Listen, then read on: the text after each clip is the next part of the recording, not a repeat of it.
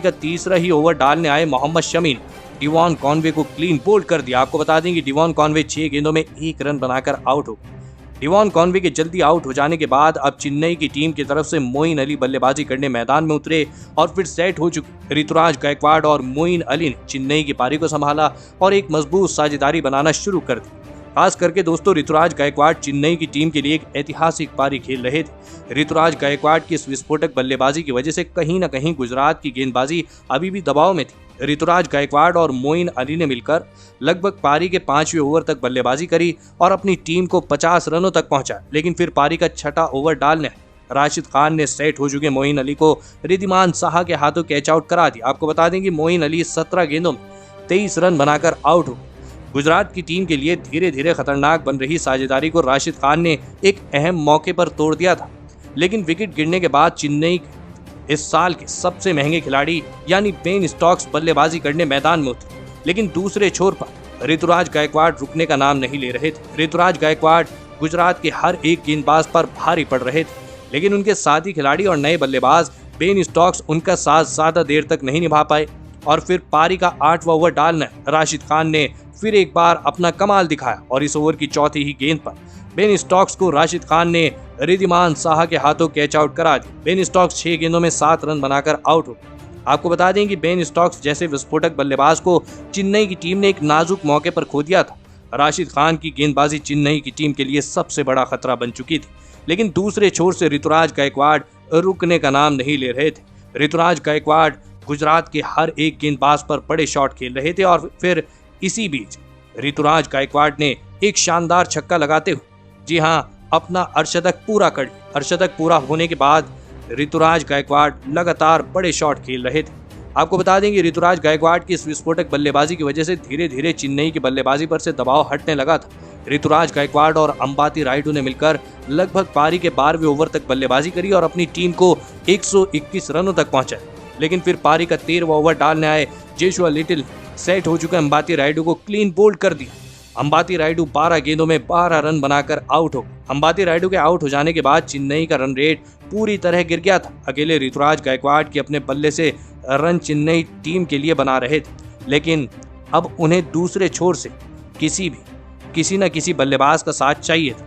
लेकिन अब विकेट गिरने के बाद शिवम दुबे बल्लेबाजी करने मैदान में उतरे। चेन्नई की टीम की रन बनने की गति अब धीमी पड़ चुकी थी। ऋतुराज गायकवाड़ अपने शतक के काफी नजदीक पहुंच चुके थे, लेकिन फिर पारी के 18वें ओवर की पहली ही गेंद पर एक बड़ा शॉट खेलने के चक्कर में ऋतुराज गायकवाड़ को अल्जारी जोसेफ ने शुभमन गिल के हाथों कैच आउट करा दी। आपको बता दें कि ऋतुराज गायकवाड़ 50 गेंदों में 92 रनों की शानदार पारी खेल आउट। तो वहीं ऋतुराज गायकवाड़ के आउट हो जाने के बाद बल्लेबाजी करने आए रविंद्र जडेजा को अल्जारी जोसेफ ने अपने इसी ओवर की चौथी गेंद पर विजय शंकर के हाथों कैच आउट करा दिया। रविंद्र जडेजा 2 गेंदों में 1 रन बनाकर आउट हो। देखते ही देखते चेन्नई का मध्यक्रम डगमगा चुका था, लेकिन जडेजा के आउट हो जाने के बाद अब चेन्नई के कप्तान और विश्व के सबसे बेहतरीन मैच फिनिशर माने जाने वाले महेंद्र सिंह धोनी बल्लेबाजी करने मैदान में उतरे। लेकिन उनके साथी खिलाड़ी और दूसरे छोर पर बल्लेबाजी कर रहे शिवम दुबे को पारी के 19वें ओवर में मोहम्मद शमी ने राशिद खान के हाथों कैच आउट करा दिया। शिवम दुबे 18 गेंदों में 19 रन बनाकर आउट हो। अब चेन्नई की टीम को एक बड़े लक्ष्य तक पहुंचाने की पूरी जिम्मेदारी महेंद्र सिंह धोनी की बल्लेबाजी पर आ चुकी थी। लेकिन गुजरात के गेंदबाज अभी भी महेंद्र सिंह धोनी को हाथ खोलने का कोई मौका नहीं दे रहे थे। लेकिन इसके बावजूद महेंद्र सिंह धोनी ने अंतिम ओवर में एक लाजवाब गगनचुंबी छक्का लगाया, तो वहीं उसके अगली ही गेंद पर शानदार चौका लगाते हुए अंतिम ओवर में महेंद्र सिंह धोनी ने 13 रन बटोरे और इसी के बदौलत चेन्नई की टीम ने गुजरात की टीम के आगे 178 रन स्कोर बोर्ड पर लगाए। उसके बाद चेन्नई की टीम से मिले 179 रनों के एक बड़े लक्ष्य का पीछा करने उतरी गुजरात के 2 दिग्गज ओपनर बल्लेबाज मैदान में उतरे। रिद्धिमान साहा और शुभमन गिल के कंधों पर इस महामुकाबले में अपनी टीम को एक विस्फोटक ओपनिंग शुरुआत दिलाने की बड़ी जिम्मेदारी थी और गुजरात के इन 2 दिग्गज बल्लेबाजों ने मैदान में उतरने के साथ ही चेन्नई की गेंदबाजी पर बड़े शॉट खेलना शुरू कर दी। ऋतुराज गायकवाड़ और रिद्धिमान साहा की जोड़ी शुरुआती गेंदों से ही चेन्नई की गेंदबाजी पर दबाव बनाना चाहती थी, लेकिन फिर पारी का चौथा ओवर डालने राजवर्धन उन्होंने सेट हो चुके रिद्धिमान साहा को शिवम दुबे के हाथों कैच आउट करा दिया। रिद्धिमान साहा 16 गेंदों में 25 रन बनाकर आउट हो गए। रिद्धिमान साहा के आउट हो जाने के बाद अब गुजरात की टीम की तरफ से साई सुदर्शन शुभमन गिल का साथ देने मैदान में उतरे और फिर बल्लेबाजी करने आए साई सुदर्शन ने भी मैदान में आने के साथ ही अपने हाथ खोलना शुरू कर दिए। तो वहीं उनके साथ ही बल्लेबाज, जी हां, जो उनके साथ बल्लेबाजी कर रहे शुभमन गिल, वो अब चेन्नई के गेंदबाजों के खिलाफ विस्फोटक अंदाज से बल्लेबाजी कर रहे थे। शुभमन गिल और साई सुदर्शन को रोकने के लिए चेन्नई के कप्तान महेंद्र सिंह धोनी अपने हर एक गेंदबाज को आजमा रहे थे, लेकिन शुभमन गिल की शानदार बल्लेबाजी चेन्नई की गेंदबाजों के आगे नहीं रुक रही थी। इसी बीच शुभमन गिल और साई सुदर्शन ने मिलकर अपनी अर्धशतकीय साझेदारी पूरी कर ली।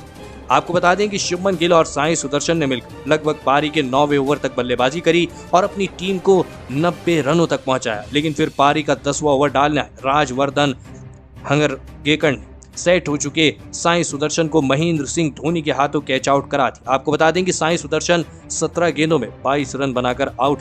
गुजरात की टीम जिस साझेदारी की वजह से इस मुकाबले में चेन्नई की टीम के ऊपर दबाव बना रही थी, वो साझेदारी अब टूट चुकी थी। धीरे धीरे चेन्नई की गेंदबाजी गुजरात की बल्लेबाजी पर अपना शिकंजा कसती जा रही थी, लेकिन विकेट गिरने के बाद अब गुजरात के कप्तान हार्दिक पांड्या बल्लेबाजी करने मैदान में उतरे, लेकिन मैदान में सेट हो चुके शुभमन गिल ने इसी बीच अपना अर्धशतक पूरा कर लिया। लेकिन शुभमन गिल के अर्धशतक पूरा करने के तुरंत ही बाद गेंदबाजी डालने आए